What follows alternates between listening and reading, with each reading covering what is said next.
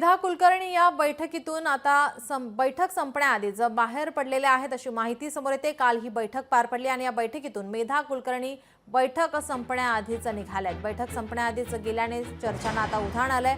काल पुण्यात भाजपा संघटना पर्व यांची बैठक ही पार पडलेली आहे, मात्र ही बैठक संपण्याआधीच त्या बाहेर पडल्यानंतर आता चर्चांना उधाण आलंय। आपले प्रतिनिधी अमोल धर्माधिकारी आपल्या सोबत जोडलेले आहेत। अमोल, नेमक्या बैठक संपण्याआधी मेधा कुलकर्णी बाहेर का पडल्या, कारण समजले का? खरं तर काही दिवसांपूर्वी दीनानाथ रुग्णालयाच्या असंतोषा विरोधात भाजपने सुद्धा आंदोलन केलेलं होतं आणि पुणे शहर भाजपच्या महिला आघाडीकडून डॉक्टर घैसास यांचं क्लिनिक आहे ते फोडण्यात आलेलं होतं। आपण पाहिलं त्या तोडफोडीवरून मेधा कुलकर्णी यांनी नाराजी व्यक्त केलेली होती। महिला पदाधिकाऱ्यांना खडेबोल सुनावलेले होते आणि शहराध्यक्षांना सुद्धा याबाबतचं पत्र लिहिलेलं होतं। त्यानंतर भाजपमध्ये दोन गट आहेत का असा निर्माण झालेला होता महिला पदाधिकाऱ्यांचे आणि त्यानंतर काल ही भाजपची संघटन पर्वाची बैठक आयोजित करण्यात आलेली होती, ज्यामध्ये खासदार मेधा कुलकर्णी, मंत्री चंद्रकांत पाटील आणि केंद्रीय राज्यमंत्री मुरलीधर मोहोळ यांच्या उपस्थितीमध्ये ही बैठक आयोजित करण्यात आलेली होती। मात्र या बैठकीला काहीसा उशीर झाला आणि त्यानंतर मुरलीधर मोहोळ त्या ठिकाणी आले आणि काही वेळातच मेधा कुलकर्णी आहेत ते या बैठकीमधून निघून गेल्या।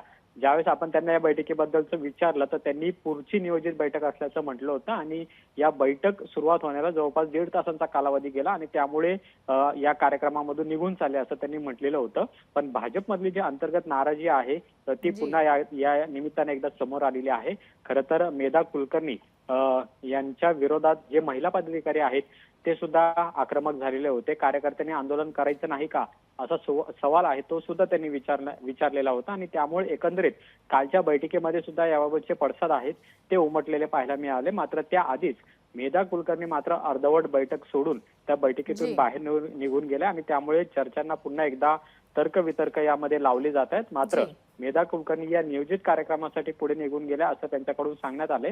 पण कालच्या बैठकीमध्ये चंद्रकांत पाटील आणि मुरलीधर मोहोळ यांनी मात्र जे महिला पदाधिकाऱ्यांनी आंदोलन केलेलं होतं त्यांना एक प्रकारे समर्थन केलेलं आहे आणि यापुढे सुद्धा अशा पद्धतीचे आंदोलन करताना वरिष्ठांची परवानगी घ्या असं म्हणत महिला पदाधिकाऱ्यांचे सुद्धा कान टोचलेले आहेत। पण मेधा कुलकर्णी यांनी जो महिला पदाधिकाऱ्यांच्या विरोधातला पवित्रा घेतलेला होता त्याचे पडसाद कालच्या बैठकीमध्ये कुठेतरी पाहायला मिळाले। धन्यवाद अमोल, आपण दिलेल्या सविस्तर माहितीसाठी। लोकशाही मराठी ऐका, पहा, जागरूक रहा।